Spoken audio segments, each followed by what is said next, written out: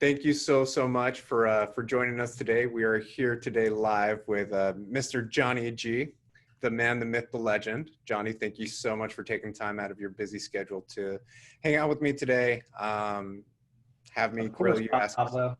What's that? Of course. I said, of course. I'm Awesome. happy to be here. I appreciate you. So, Johnny, for the people that don't know you that are watching, I always like to call it the Game of Thrones introduction, where you give us all your titles and all of that good stuff, and just share with us Yeah.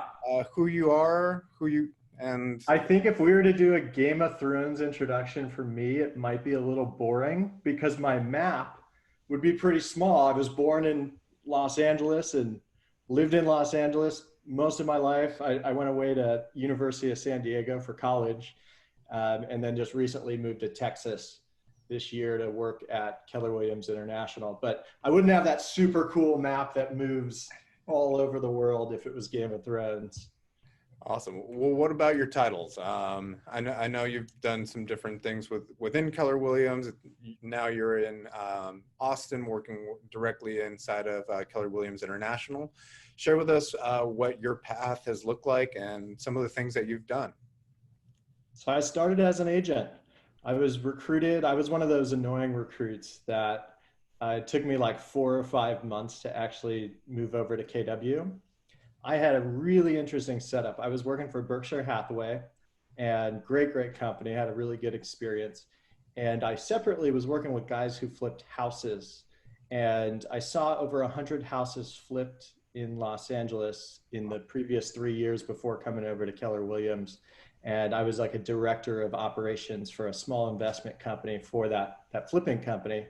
And I just so happened to have my license. And at a certain point, when that industry got super competitive, the margins started getting compressed. And they're like, why don't we keep this in-house? And I was like, well, I have a license. I could just sell the flipped house. Let's do this. So I was doing that with them, and my license was hanging over at Berkshire Hathaway. And the margins just kept getting compressed. At a certain point, the owners of the small investment firm were like, well, now we're going to get our own broker's license and just do all the listings in house. So the writing was on the wall for me. I could stay there in more of like an hourly role, or I could, as I call it, like burn your boat and bet on yourself and go be an agent. And if I was going to do that, I wanted to find a company that really gave me the most tools to be successful. And for the things I value, in my interview process, I found Keller Williams. Actually, they found me. I was like recruited by a team leader. And I ended up driving past like 2 or 3 different Keller Williams just to go to this one because I really resonated with the team leader. He was just an incredible leadership figure. And then I got onto the ALC just right off the bat within my first couple of months at being at that market center, and didn't really go onto a leadership track until that, like in regards to real estate. Hadn't looked at myself as a leader at all in real estate until that. What caused the transition? What made you want to go from just being an agent, doing the day-to-day thing, solopreneur Yeah. thing, into stepping into a leadership position? So I had read Rich Dad Poor Dad back in the day in my early 20s, and there's something about that cash flow quadrant where you start to understand being an employee versus an investor or a business owner. And what I really liked about my conversations with Keller Williams was they were treating me very much like a business owner. And when I read the model, I'm page 197 in the MREA to page 202. On 202, they do that whole drop down org, and you see the 7th level. And I started looking at that, and I was like, this is Rich Dad Poor Dad. I could fire myself in like 5 to 10 years, build a real estate business, fire myself, and this will just be passive income. And one of the things I've always been involved or interested in real estate investing, but I didn't have the capital. So the whole reason coming into real estate was to generate.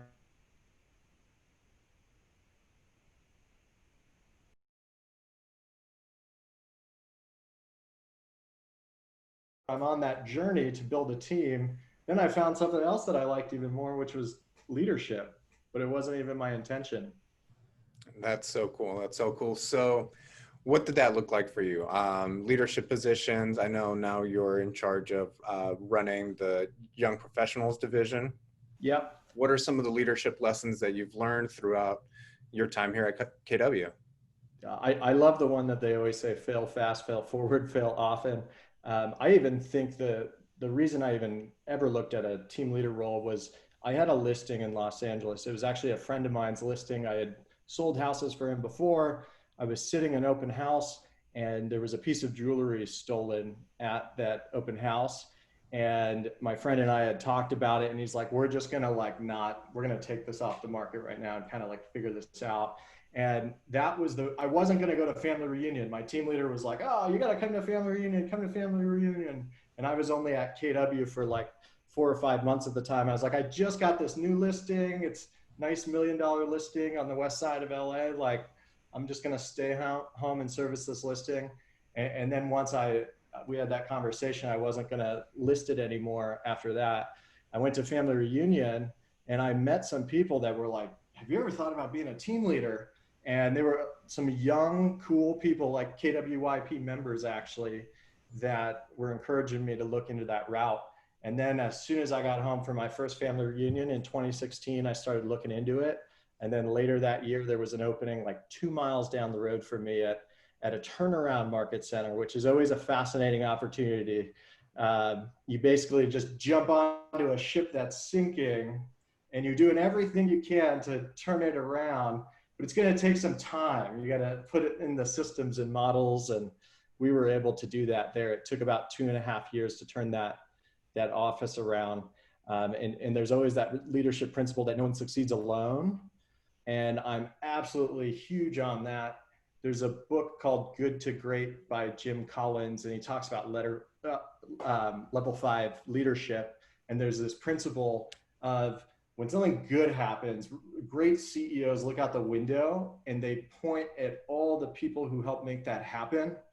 And when things don't go great with the organization they're running, it's good to actually look in the mirror and take ownership over it because you all are the one that's making the decisions, but you couldn't have done it without the people. So it's like, I really like to play that fine balance of taking ownership over every role I've ever been in, but at the same time, acknowledging the people who helped get me there. And if I just look at the last like few years, it was like agent, ALC member to team leader, which is kind of like a CEO of a real estate brokerage. It's very similar to that. To then going and being another team leader at a different market center with Rick and Nikki, where that was an interesting one because I was not only helping run the office, but that opened up my mindset to all the ancillary businesses in and outside of Keller Williams, just how many different businesses feed into real estate. So that became a bit entrepreneurial until this opportunity presented itself. I started interviewing in like January and took the role in March, and then everything shut down. And it's been a whirlwind of a year, but a good year. I mean, a good leadership year for me, a lot of growth. So let me ask you this, because it sounds like you're a professional fail artist, as I like to call them, in that you and I Best at it. go after things and yeah. fail at things day after all the day, time, day after day. And even the things that we're good at now, we once sucked at, right? everything. Like Michael Jordan at some point took his first shot, and he probably missed it. And he took a lot more shots, and then he won 6 championships. That's kind of the way it goes. And, we know that you have to outwork the people around you if you want to achieve great success. At the same time, what has helped you, especially being in a highly competitive industry, keep that mindset of, hey, I'm going to continually reinvent myself, from working with investors to being an agent, to being in the agent leadership council, to now running a market center, to now running a whole division within Keller Williams. How do you, I guess the question is, how do you let go and not hold on to like the things that are holding you back, or like the titles and things, and allow yourself to continue to grow and redevelop?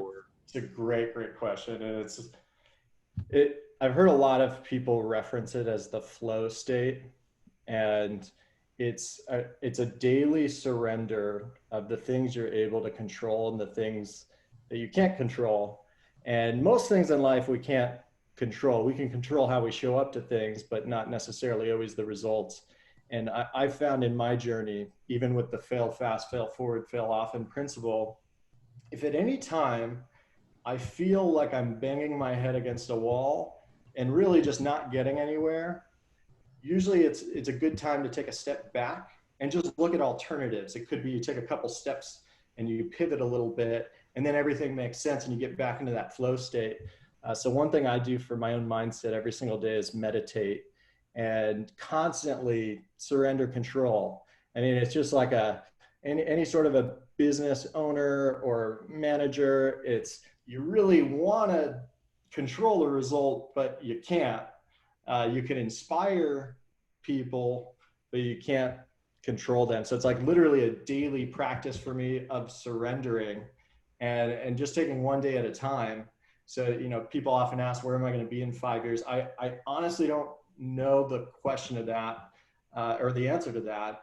I know who I want to be in 5 years. I want to be more self-actualized. I want to be even a better leader. I want to continue growing during this whole time. I'm not sure where I'll live. I want to think I'll be at Keller Williams. Maybe we crushed it running young professionals, and I'm aged out at that point. I'm getting close to 40 at that point, and maybe helping run another division or something like that. But yeah, it's just a continuous daily battle of surrendering and identifying what can I control, what can I control. And if I can't control it, I do my best to not put a ton of energy into it, because it just doesn't get me anywhere. Einstein said the definition of insanity is doing the same thing over and over and expecting a different result. So if I'm doing the same thing over and the result's not changing, I got to look at other options at that point. That's awesome. That's awesome. So with all of that, how do you balance? How do you prioritize? How do you make sure things that make you you and fulfill you, like the meditation, doesn't fall by the wayside when life shows up? Because everybody's had a hell of a year, and we don't know what's going to happen over the next 6 months. Oh, we have no idea. And it's like, it's learning to trust the process, because we have no idea what the result is going to be. So it's like really surrendering in that process. And I remain attached to the feeling that I have after meditation, which is always a really good, grounded feeling. And when I think about that, I get excited, and I can't wait for my next meditation, which usually I do 2 a day. So I'll do one later today, and then I'll do one in the morning. They're actually in my calendar, and I plan everything around them, like absolutely everything around my meditations, because I value it more than anything. So I could be in the middle of nowhere, and I got to go meditate. So at my last office, when I wasn't working from home every day, I'd actually go down to my car, like middle of the day, to go meditate. And I'd be sitting in a parking garage. People must think that I looked like a weirdo down there, just like looked like I was asleep in my driver's seat. But I had to do that. That's what I need to do to show up 100%. So part of what I love about being a leader is helping people figure out what it is for them. Like, it is meditation for me. For other people, it could be something completely different, and just help them protect that and time block that. Because without that, it's like, without your health, your mentality, your spirituality, like, what's all the other stuff, you know? Yeah, I love that. Awesome. Next question. This is probably going to be like the hardest one to answer. Yeah. Aside from the haircut you have now, what's the worst haircut you've ever had? Well, the worst to me actually wasn't a bad haircut. I grew up in an Italian family, and I don't know what I grew up like an Italian Catholic, and there was this element of shame at times. And I remember in middle school, I spiked my hair. And because this is a leadership conversation, I think everyone was doing the bowl cut, the side part. I had seen some people spike it, and you watch an MTV or something like that, you see people spike their hair. So I told my haircut person, spike the hair. And it was after the appointment, my mom was like, "What did you do?" And I was like, "I spiked my hair." She's like, "Oh, it looks awful. Like, you got to grow it out." And it didn't look awful, but I believed her. I believed her. And then later on in life, I had to figure out ways to trust my own gut, because sometimes as a leader, someone will say, "Oh, that's a bad decision." And I go back to being that 7th grade kid who just got the haircut and being like, why is that a bad decision? You got to challenge it and really reconnect with why you did it. So it wasn't even a bad haircut, but it felt like a bad haircut. It felt terrible. So you actually came up with the Jersey Shore haircut. Yeah, yeah. You originated it. Exactly. Dang Exactly. it, mom. Yeah. I know. Yeah. All right, next super crazy question. What's your spirit animal? I've always been a fan of sharks. Shark Week launched in 1985. I was born in 1985. I literally, from a very young age, like 3, 4, 5 years old, would watch Shark Week. You're up in the Bay. I've been to the Farallon Islands. I've gone down in the cage. Of course, the day I was there, no great whites showed up. But I have done some cage diving. I've done some open diving. I do like sharks a lot. I'd say I'm more compassionate and I believe in empathy and I'm not just this like crazy eating machine. But I think as time goes on too, we find out that sharks are actually these beautiful animals and they have this perception because of Jaws, but they're actually pretty cool animals and they don't hurt many people. So I'll stick with the shark. I've always loved sharks. I love that. I love that. And don't judge a book by its cover, right? Or Shark Week. Yeah, yeah. And it's Shark Week. It's Shark Week. Oh, and it's Shark Week. Oh yeah. I don't watch TV Oh, yeah. anymore, so like everything is Good on for you. You're a Netflix. good man. Oh no, I still watch like things, entertainment. I just don't Yeah. watch TV. Okay, for the people out there who are young, who want to get started, don't know how to get started inside of a leadership position, what would your advice be? With this question, I don't say people that want to follow in your footsteps because I don't ever really think anyone can follow in someone else's footsteps. But I don't believe for in the that people either. that are looking to blaze their own trail and go out and spike their hair and do their own thing, Yeah. what's some advice you have for them? To connect with their self first and their reason why they're doing it. Like at Keller Williams, they call it the big why, and they're like, oh, at some point you're going to call somebody, and they're not going to be very nice to you. But if you've got some like big why driving you, you're going to keep doing it because it's more important than that one negative response you got. So, for anyone that has the desire to be a leader, first off, I'd figure out why do I want to be a leader? Is it servant leadership, or do I want a bunch of followers? And then, am I even doing it for the right reason? But I always encourage people to be very, very authentic, figure out what they love and figure out what they're good at. I remember before I dove full-time into real estate, one of the ways I did it is I was like, what are the things I'm passionate about? And I wrote it on one side of a piece of paper. And I turned the piece of paper over. I said, what am I good at? What are my God-gifted abilities and skills or not skills, but talent? And I saw just this super organic crossing in real estate, and I saw investing and selling and flipping, and which eventually became leadership. And it's such a creative industry, and I feel like I get to grow in the industry every single day. But I definitely found something I'm passionate about, and I found something that I could keep growing in. I think I do think a lot of people feel that happiness feeling when they're in a role where they can continue growing.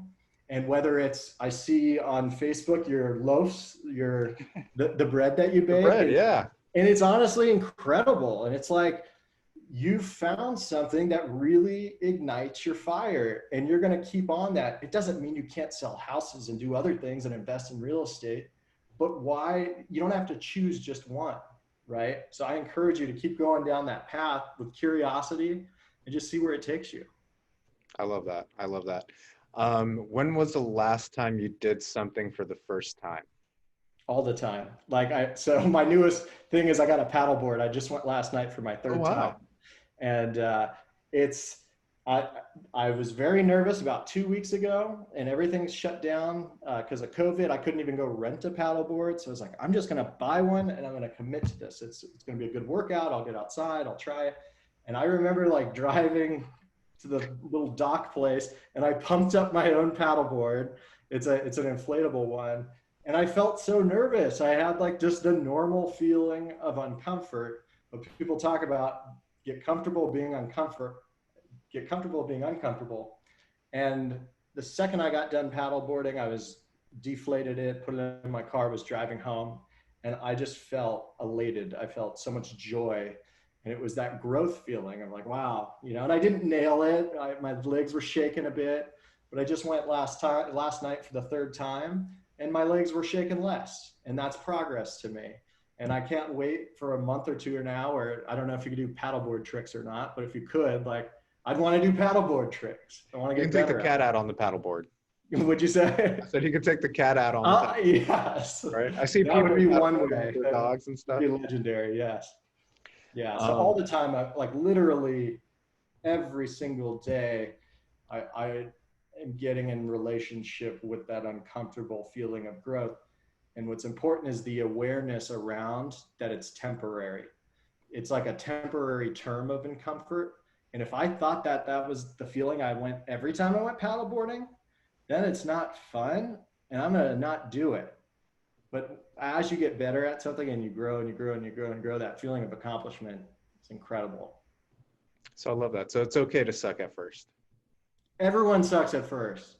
Everyone sucks. There's some people more naturally talented, but it's those hard workers that you just keep at it, keep at it, keep at it, keep at it, and you refine that skill set, especially if you're passionate about it.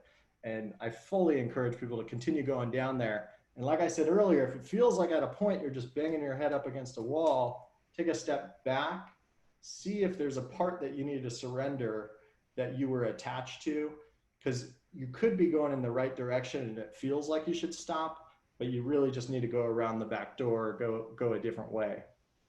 I love that. I love that. Johnny, thank you so much for taking the time Yeah, of out course, and hanging Pablo. out with us Anytime, today. man. I really appreciate Yeah, our man, I appreciate conversations you. and looking forward to growing KWYP with you. Yeah, and I'm sad we won't be able to see each other next month in Austin, I know. but I I'll got to see make you sure out there on the virtual mega camp, yeah, digital world or whatever we're doing. I'll So, be there. Thank you so all much, bud. right. All right. Sounds good. Bye, Pablo.